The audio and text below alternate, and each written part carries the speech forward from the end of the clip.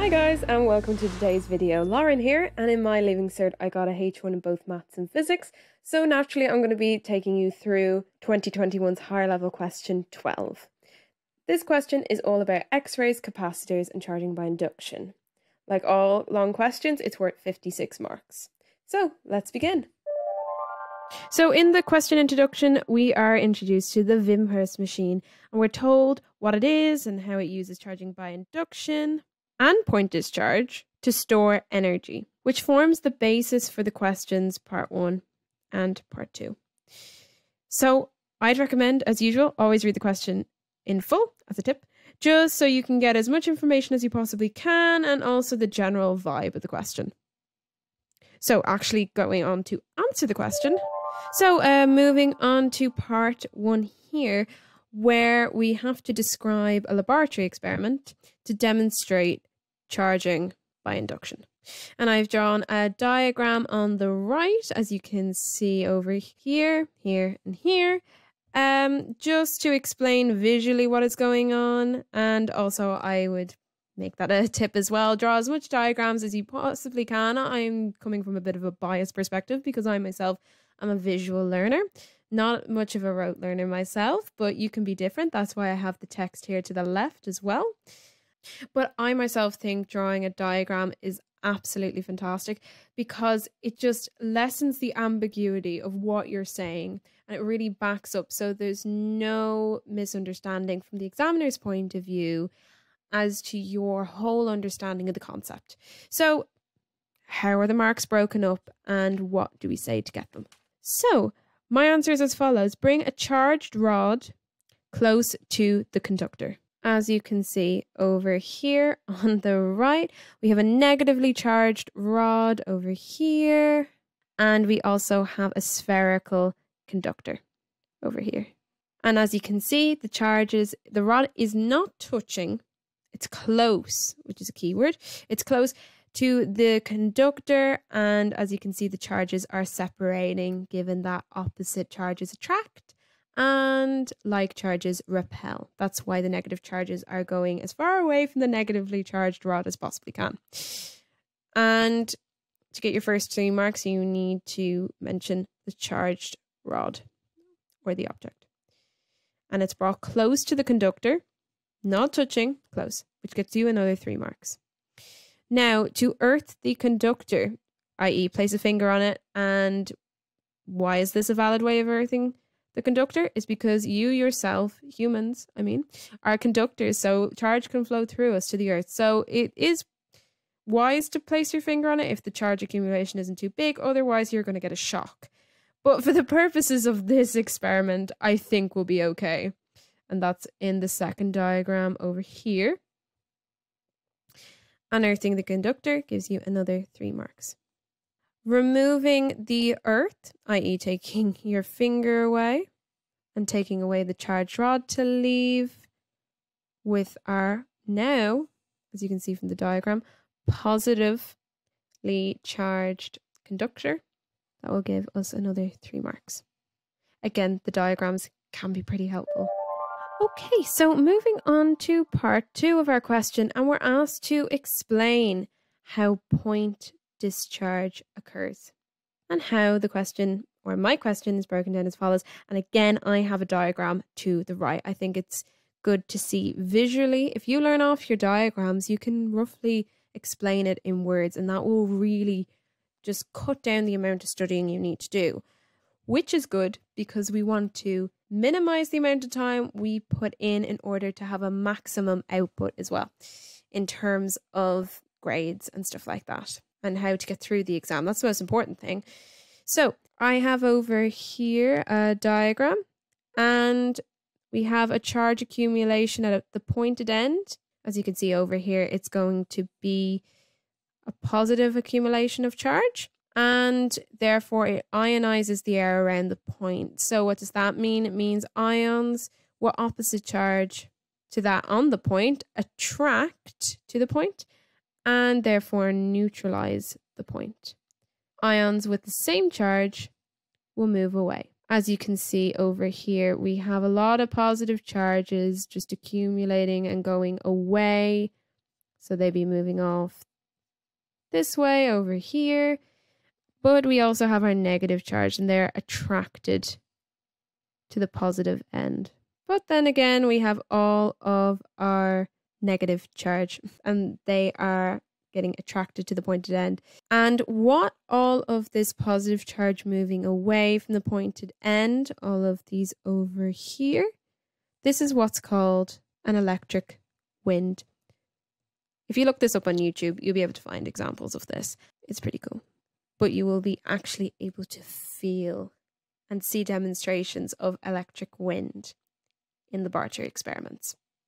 How are the marks broken up? Charge accumulates at a pointed end will get you 3 marks. So the stuff here and here. And if you have ions in the air, neutralize the point, or the air around it is ionized, you will get another 3 marks, giving us 6 marks in total. So moving on to the next section of our question, and we're going to be looking at capacitors and capacitance now. So we are told that the parallel plate capacitor in question has capacitance 3.2 picofarads, has a common area of 20 centimeters squared, and that they are 15 millimeters apart. And we'll now be focusing on parts 3, 4, and 5 with this information, as well as, of course, part 6. Before moving on to part 3, the main formula that we will be using is that of the parallel plate capacitor on page 62 of your formula and tables book. We will also need the constant epsilon naught of the permittivity of free space found here on page 47 of the formula and tables book. And finally, to our prefixes, we're going to need the prefix pico, milli, and centi, all on page 45 of your formula and tables book. Now let's move on to the actual question. So in part 3, we need to calculate the relative permittivity of the capacitor's dielectric. The dielectric, therefore, is not going to be in a vacuum. The permittivity of free space epsilon naught, which we discussed a little bit earlier, is that when the dielectric is in a vacuum. Given the information that we have below for C, for A, and for D, putting this into the formula, as discussed on page 62 of the Formula and Tables book, we know that epsilon is not going to be that of the permittivity of free space. So we're going to have to find the relative permittivity. First step will be to calculate epsilon naught, after, of course, converting the values that we have for the capacitance area and distance into SI units. We know that pico is times 10 to the minus 12. Therefore, this is our capacitance in SI units. The area is in 20 centimeters squared, which also gives rise to this. So as well as the meters being squared, so is the centi in front of that. We know over here that centi is 10 to the minus 2. Therefore, centi squared is just going to be 10 to the minus 4, giving us in meters squared, which is what we need for the area, 0.002 meters squared. Moving on to the distance, we know that milli is times 10 to the minus 3, giving us 0.015 meters. And they're all in SI units now. Here is the formula as expressed earlier, and just by putting this down, you get 3 marks. And which will be a big tip from me, just put down as many formulas as you think is relevant to the question. You won't lose marks if you put a relevant formula down. But there is a chance that one of them could be right, and you don't need to learn them off because it's in the formula and tables book, so it is handy marks. We need to find epsilon, so let's rearrange this formula to get epsilon equal to some expression involving the values that we know already in the question. Now I've gone and rearranged the formula to this form, and therefore that leads us to a direct substitution, so we can find out what epsilon is. Now, let's put this into our calculator, and because we're using a lot of prefixes in scientific notation, I would always use brackets, giving us this value for epsilon, giving you your next 3 marks.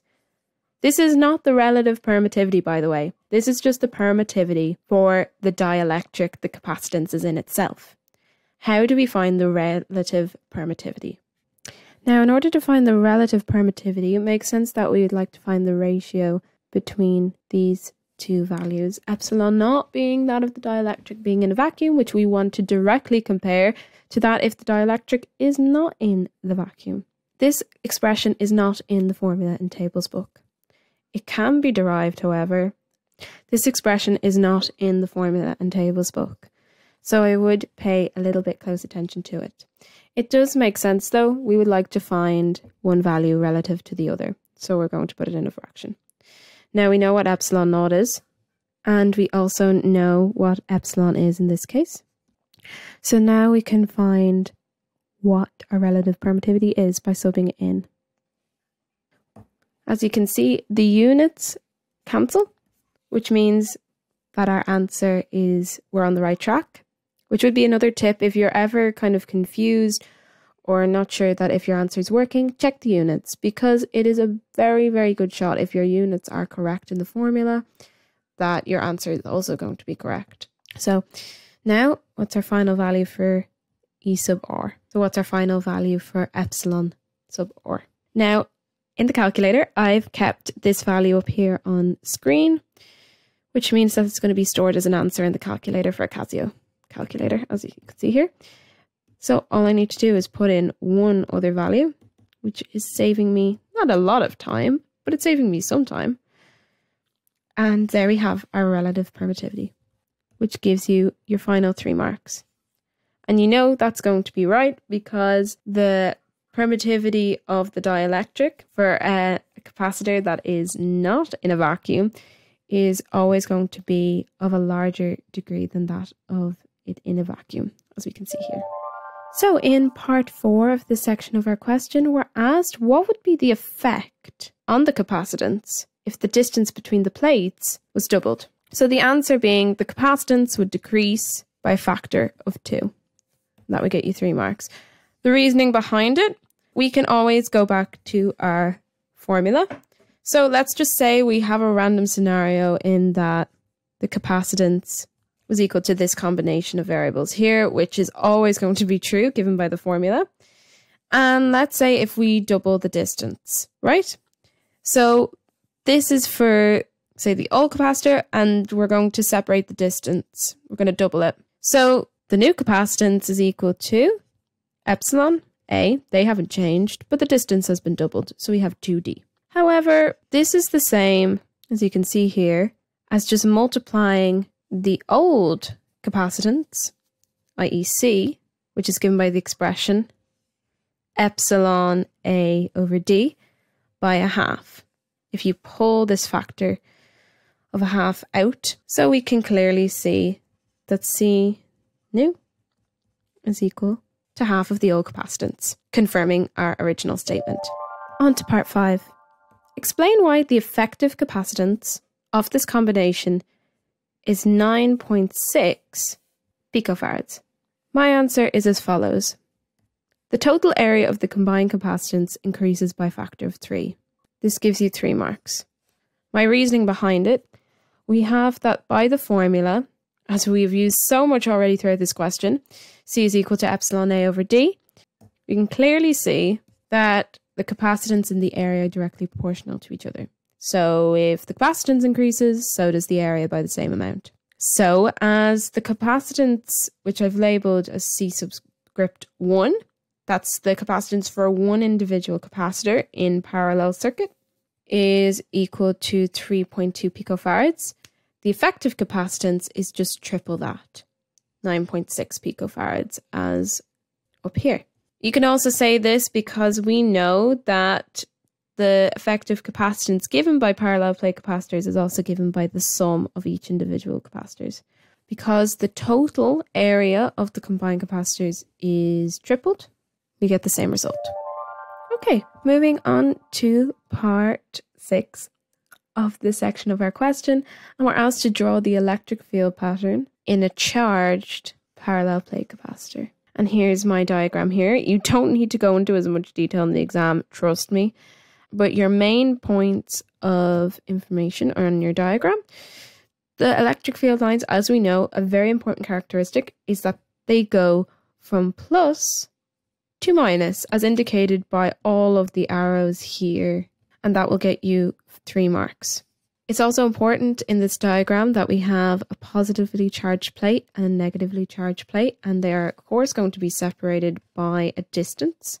And in the middle here, we have all of these parallel field lines within it, which gives you your other 3 marks. That's another important characteristic. All of these extra field lines around the edges, they're just kind of fringes.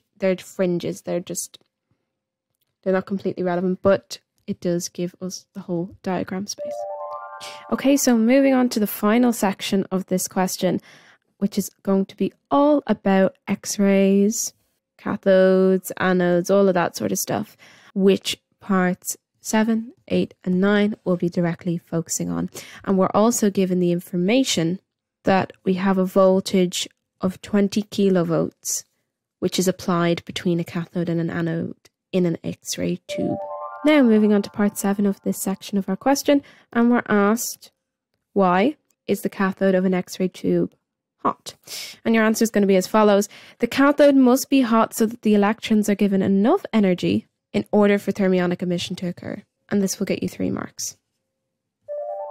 So for part 8 of this section of our question, I'm just going to go quickly through what formulae we need to use from the formula tables book. And we will be working with the potential energy formula on page 61 of the formula and tables book. So under the potential difference, we have the voltage is equal to the work, which is related to energy, as we know by the work energy theorem, and the charge. We shall also be working briefly, just in passing mention, with Einstein's photoelectric law, which can be found on page 59 of the formula and tables book. As we will be working with individual electrons in this question, we're going to need all the relevant physical characteristics of an electron, i.e. its charge here, its mass as well, which all can be found on page 46 of the formula and tables book under fundamental physics constants. Under fundamental physical constants. So let's get started. So we're asked in part 8 to calculate the maximum speed of an electron as it moves between the cathode and the anode. And this is the information that we need / are given. We have the mass of the electron and the electron charge up here. We're not specifically given that directly in the question, but they are found in the formula tables book. And also we have the voltage. We were given to it in kilovolts. I just changed it into volts because kilovolts is not an SI unit. We need to always convert them. Otherwise, they won't work. You'll be off by thousands of factors. A factor of maybe 1,000 or something like that, depending on what you need to solve for. So, using all of these, how can we find Vmax, or the maximum velocity or speed of an electron? And let's apply a little bit of reasoning to this question. So, with the photoelectric effect and thermionic emission in this scenario, the heat energy by the cathode releases the electrons. So the energy given by the work function, which in Einstein's photoelectric law is just given by capital phi. And the voltage, i.e. the potential energy, converts all that energy into kinetic energy of the electron. Or it does if we want the maximum possible speed of the electron. So the work, or the potential energy, which puts all of this energy, converting it into the kinetic energy. And the kinetic energy term, again, is 1/2 mv max squared, which is also part of Einstein's photoelectric law, because this is what we are working with. And therefore, we can equate these two, because because the potential energy, or the work in putting all of this voltage and converting it into kinetic energy, can be related, obviously, to kinetic energy. So, by the law of conservation of energy, if there are no dissipative forces like air resistance or drag force or anything like that, which there isn't because we're working with vacuums here, so we can neglect all of them, we have that the work done by the potential energy, or the voltage, is equal to the kinetic energy. Now, we know over here from our formula in tables book that the voltage is equal to the work over the charge of this particle in question, which is in fact the electron. Equating those two, and now we have the equation that we want. By the way, we have already gotten a couple of marks here, so by either mentioning over here this equation for the kinetic energy or this equation for the potential energy, i.e. the work, i.e. the voltage, whatever you want to call it, where either or of these equations will get you 3 marks. Knowing that we have to equate these two gives us another 3 marks. Now, let's solve for V. I'm going to rearrange this formula so that we get V max on its own, and we get the maximum velocity is equal to the square root of 2 times the charge of the electron times the voltage over the mass.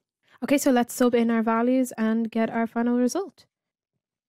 So now I've just subbed in all of our values. Even when I'm writing it down, always kind of write down every single step that you do, including when you're substituting in. I know it might seem a bit trivial, but trust me, we want to let the examiner know that we're using all of the right values, and we want to lose as little marks as possible, if any.